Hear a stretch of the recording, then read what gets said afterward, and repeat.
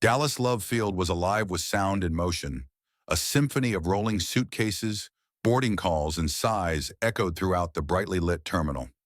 Parents juggled luggage and children. A man in a sharp suit barked into a phone while rushing toward a gate. And in the middle of it all, Staff Sergeant Amira West moved with quiet resolve. Her boots, scuffed from desert patrols, struck the tiled floor in slow rhythm. The military-issue duffel bag over her shoulder wasn't just heavy with gear. It carried 12 months of memories, dust, sweat, and long nights under foreign skies. Her uniform, while simple, drew occasional glances. Some nodded with recognition. Others looked past her. Today she was heading home. Phoenix, the place where her mother's cooking filled a tiny kitchen with the scent of love, where her father hummed gospel hymns on Sunday mornings, where her nephew Noah had been practicing spelling just to show her in person. This was more than a trip. It was a return to self. She approached Gate C-17, Flight 827 to Phoenix. Her ticket read, Seat 22A window. As the final boarding call echoed overhead, Amira joined the line. She smiled politely at the woman in front of her, who juggled a baby in a tote bag. She offered to help. The woman thanked her with a grateful nod. A small act, but it meant something. The jet bridge was colder than expected. The recycled air inside the plane had that sharp, antiseptic edge. She stepped inside and scanned for her seat. She found it halfway down the aisle. Row 22. The overhead bins were congested. Passengers blocked the path, hoisting their belongings with frustration and fatigue. She waited, patient and quiet. Her back ached, but she didn't complain. When her turn came, she lifted her duffel. It caught slightly on the edge of the bin. She readjusted and pushed upward. Then a shove. Abrupt, hard, unexpected. She stumbled slightly forward, catching herself just in time. Her jaw clenched. "Could you please hurry up?" came the voice. Sharp, condescending, irritated. Amira turned halfway to see who had spoken. A blonde flight attendant, polished to perfection, stood with arms crossed and a frown etched deep into her face. Her name tag read, Chloe Rembrandt. She didn't meet Amira's eyes. She didn't need to. The message was already delivered.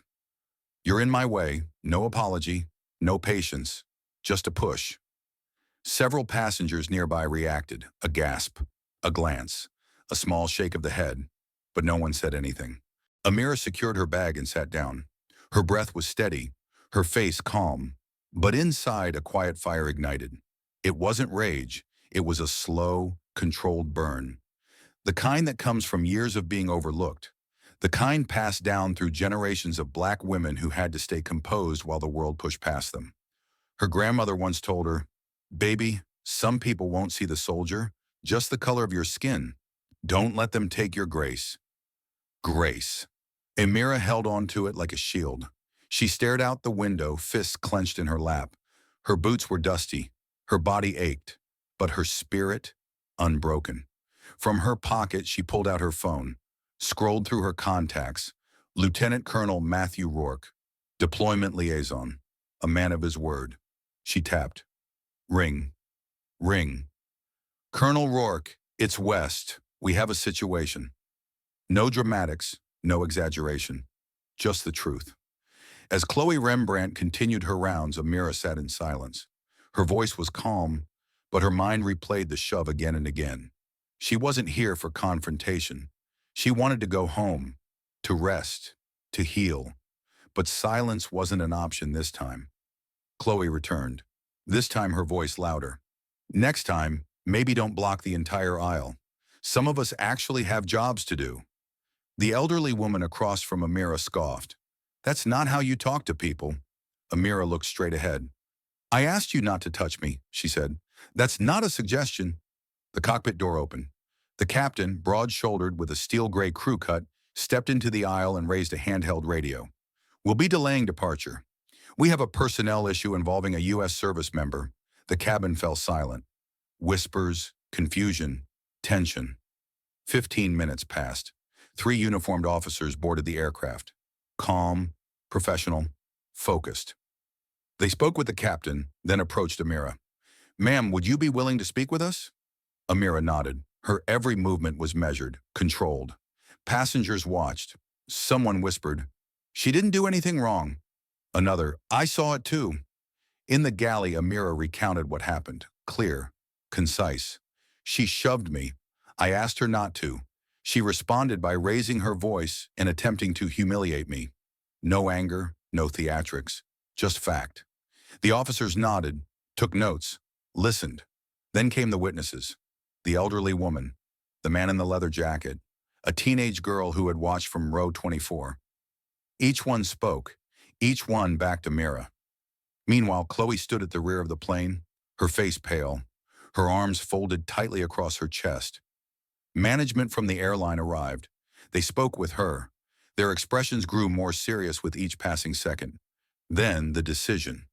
"You are being suspended pending investigation. Please collect your belongings." Chloe tried to argue. Her voice cracked, but no one defended her. She was escorted off the plane. No applause, no jeers, just silence, the kind that follows truth. The airline offered Amira other arrangements. "You don't have to stay on this flight," they said. She looked toward the window. Phoenix awaited. "I'll stay," she said. "I didn't do anything wrong." The new flight attendant, Jordan, was kind. "Snacks and drinks are complimentary today, Sergeant," he said. She nodded. "Just water." As the plane took off, Amira let her head lean back. For the first time in a long time, she allowed herself to relax. The world had seen her and believed her. That mattered. The sky over Phoenix blazed with color as the plane descended. Gold and amber lights spilled over the desert below. The landing was smooth, the taxi slow. Amira's heart beat faster with every foot closer to the gate. Then, the door opened, and there they were. Her mother waving frantically, her father fumbling to record the moment, and Noah holding a bent sign that read, "Welcome home, Aunt Amira." She dropped her bag, scooped him up. He shrieked with joy. Her mother embraced her, whispering prayers. Her father, silent but teary, kissed her forehead. She was home. Later that night, after the hugs, after the dinner, after Noah had fallen asleep with his arms around her waist, her phone rang. A new number. "Sergeant West, this is Maria Lattimore, Director of Passenger Relations. I want to personally apologize. Action has been taken. The employee involved has been suspended, pending termination." Amira sat still. She didn't speak right away. "We're also launching new training initiatives, including mandatory respect and dignity programs for all flight staff," Maria added. Amira nodded slowly. "It's a start," she said. The next morning, Amira sat on the porch with her father. The desert wind was dry and cool. Birds chirped in the distance. "You did the right thing," he said. She stared out at the street. "I just wanted to come home." He nodded. "Sometimes standing up for yourself is coming home." Amira smiled softly. Across the street, a neighbor waved. Another nodded with quiet respect. News of what happened had spread, but it wasn't about fame or attention. It was about something more powerful: dignity, truth, and the quiet strength of someone who refused to be moved. 3 days after Amira West returned home, the clips surfaced online. A teenager in row 24 had recorded everything: the shove, the captain's announcement, the security arriving, the respectful silence as Chloe Rembrandt was escorted off the plane. She posted it with the caption, "She wore the uniform." They tried to humiliate her, but grace won. By morning, the video had over 2.3 million views. Hashtags trended globally. Imra, stand with Amira. Theory, she served too. Flight 827 veterans reposted it. Civil rights advocates tweeted support. Talk show hosts debated the deeper meaning. The video wasn't just about an incident. It became a symbol of how everyday bias could meet quiet resistance. Her phone rang again. This time it wasn't a private number. It was CNN. They wanted an interview, a segment called Unseen Heroes. Then it was the Today Show, then a producer from Good Morning America. Amira stared at her phone for a long moment, then put it down. That night, as her mother stirred a pot of gumbo, Amira finally spoke. "I don't want attention," she said softly. "I didn't do it for that." Her mother didn't look up.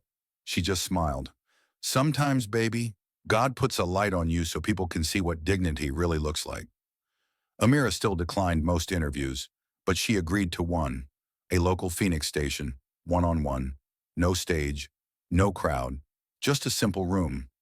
The reporter asked, "Do you see yourself as a hero?" Amira paused. "No," she said. "I just didn't want another little black girl in uniform to feel invisible." The airline issued a formal apology, a full press conference. "We failed Sergeant West," said their CEO, "but more than that, we failed our standards of humanity." Chloe Rembrandt was officially terminated. At first, she remained silent. Then a post appeared on her private blog. "I panicked. I snapped. It wasn't the first time I've acted with bias, and that's something I have to own. I was wrong, not just in what I did, but in what I refused to see. I saw a uniform, yes, but I also saw someone I dismissed, and I never asked why.